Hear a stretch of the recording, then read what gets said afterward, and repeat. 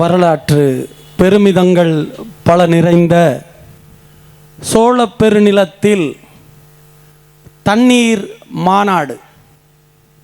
ஆம், இந்த நிலம்தான் தண்ணீருக்காக உலக பூமி பந்தில் 1000 ஆண்டுகளுக்கு முன்பு சமர் செய்த நிலம் சோழ பெருநிலம். இதோ வடக்கு கரையிலே இருக்கிற காவிரி தாயின் கரைகளில்தான் எங்கள் பெரும்பாட்டன் பராந்தக சோழன் படை நடத்தினான். தண்ணீர் என்கிற மதிப்புமிக்க எங்கள் தாயை போற்றும் விதமாக இந்த சோழ பெருநிலத்தின் பெருமாவீரன் பராந்தக சோழன் வடவர்கள் தமிழர்களினுடைய உரிமையை பறிக்கிற போது,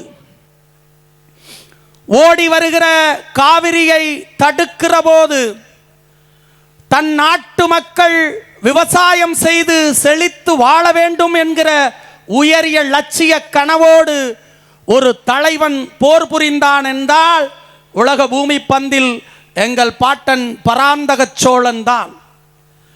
அந்த பராந்தக சோழன் படை நடத்தி காவிரி வென்றது எங்கள் வரலாறு.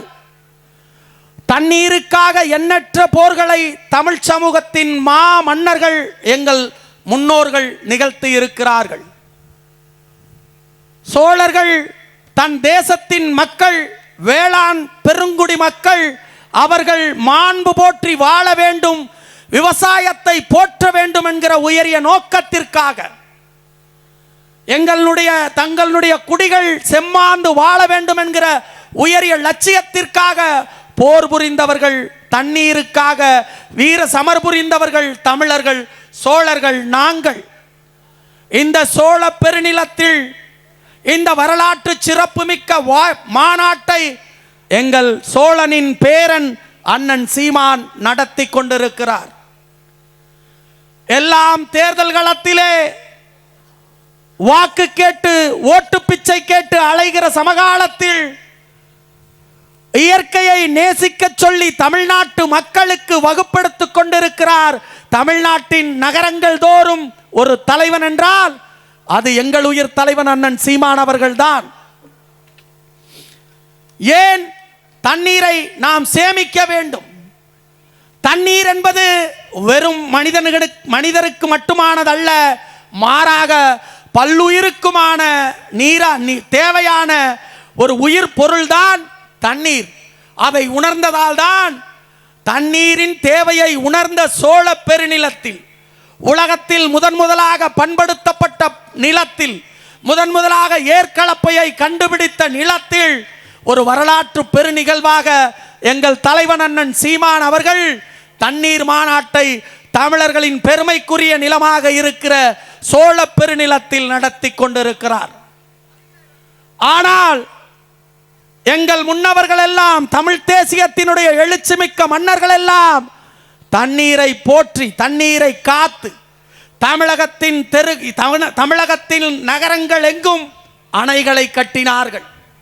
ஆனால் அரை நூற்றாண்டுகளில் இந்த நிலம் திராவிடர்களிடத்திலே சிக்குண்ட போது தமிழ் சமூகத்தினுடைய உரிமைகளை பறித்து, தமிழ் சமூகத்தினுடைய தங்களுடைய வாழ்வுரிமைகளை பறித்து எல்லா உரிமைகளையும் பால்படுத்தியது இந்த திருட்டு திராவிடம். இந்த திருட்டு திராவிடத்தின் ஆட்சி காலத்தில் தான் காவிரி உரிமை பறிபோனது, கச்சத்தீவு உரிமை பறிபோனது, முல்லை பெரியாற்று உரிமை பறிபோனது. இந்த திராவிடர்களால் தான் தமிழ் சமூகத்தினுடைய அனைத்து உரிமைகளும் பறிபோனது. இந்த தமிழ் சமூகத்தினுடைய உரிமைகள் பறிபோக காரணமாக இருந்த கொடியவர்கள் திராவிட திருடர்கள். எங்கள் மன்னர்கள் எங்களுடைய உரிமைகளை காத்து நின்றார்கள். அதே போல உலகத்தீரே எங்களை அடிமைப்படுத்தி ஆட்சி செய்ய வந்த வெள்ளைக்காரன் கூட எங்களுடைய மேட்டு பாசனத்திற்கு தண்ணீரை திருப்பினான்.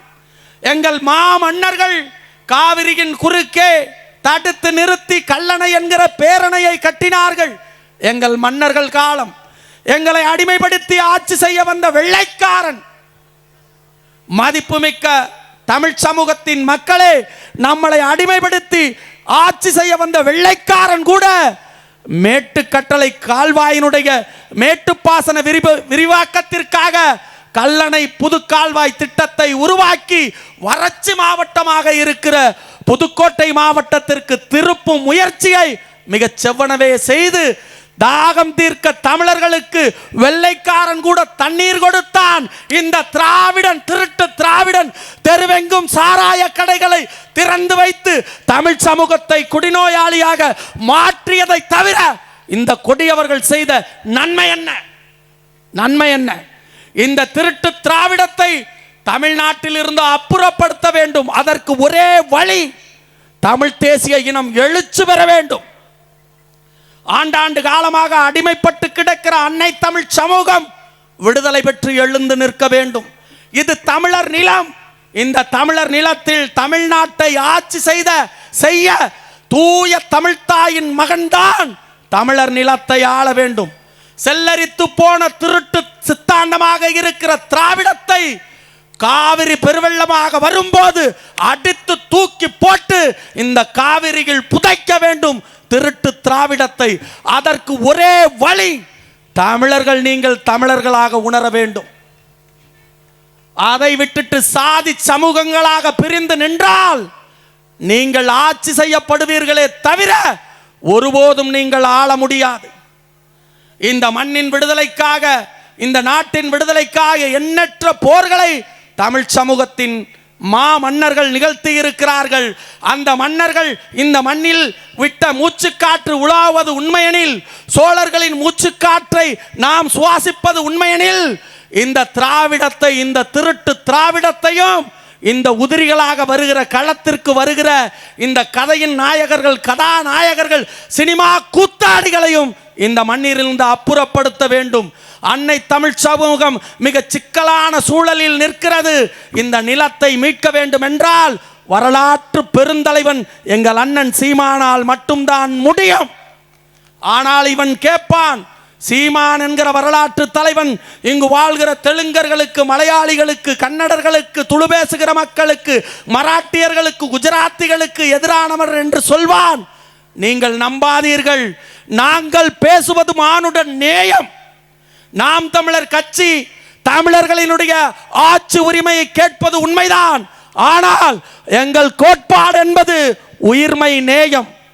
அந்த உயிர்மை நேய கோட்பாட்டை உணர்ந்ததால் தான் தமிழ்நாட்டின் முதலமைச்சர் தாத்தா ஓமாந்தூர் ராமசாமி ரெட்டியாரனுடைய பேரன் நான் வரலாற்று தலைவன் எங்கள் அண்ணன் சீமானோடு களத்தில் நிற்கிறேன் என்றால், மானத்தமிழச்சியின் மார்பிலே பால் குடித்த நீங்கள், வீரத்தமிழனின் பேராண்மைக்கு கருவான நீங்கள் எதற்காக செல்லரித்து போன திராவிடத்தை தூக்கி சுமக்கிறீர்கள்? இந்த திருட்டு திராவிடத்தை தூக்கி விட்டெறிந்து விட்டு தமிழ் சமூகத்தின் மக்களே, நீங்கள் அதிகாரத்தை நோக்கி நகருங்கள். இது தமிழர் நிலம்.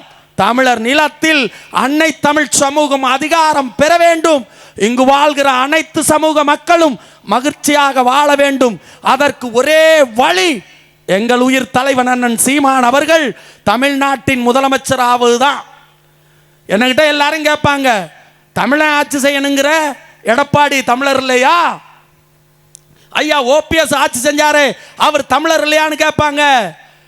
பிறப்பால் தமிழனாக பிறந்தவரெல்லாம் அந்த இடத்திற்கு வந்தாலும் தமிழாய்ந்த தலைமகனாக, தமிழர்களுடைய வழியை உணர்ந்த தலைமகனாக, தமிழர்களுடைய வாழ்வுரிமையை போற்றுகிற தலைவனாக இருப்பவர்தான் தமிழ்நாட்டின் முதலமைச்சராக வர வேண்டும். அப்படி தமிழாய்ந்த தலைமகனாக, தமிழர்களின் வழி உணர்ந்த தலைவனாக எங்கள் தலைவன் அண்ணன் சீமான் அவர்கள் களத்தில் நிற்கிறார். அந்த வரலாற்று தலைவனுக்கு பின்னால் நீங்கள் அணியமாகுங்கள். தமிழர் நிலத்தில் மாபெரும் மாற்றத்தை உருவாக்குவோம் என கூறிக்கொண்டு, மீண்டும் கதிர்கையன் படை வெடிக்கும், காரிருள் நீக்கும், கீழ்வானம் சிவக்கும், கிழக்கு வெளுக்கும், கிளிநொச்சி எமதாகும், கிழக்காசிய பிராந்தியத்தில் மீண்டும் ஒரு தமிழர் தேசம் பிறக்கும் என கூறிக்கொண்டு, சீர்மிகு தமிழர் நாட்டில் சீமானாட்சி மலரட்டும், சிந்தையெங்கும் தமிழர் நெஞ்சில் புரட்சி தீ பரவட்டும், பறக்கட்டும் பறக்கட்டும் புலிக்கொடி, இனியேனும் சிறக்கட்டும் தமிழ்குடி. நன்றி, வணக்கம். நாம் தமிழர்.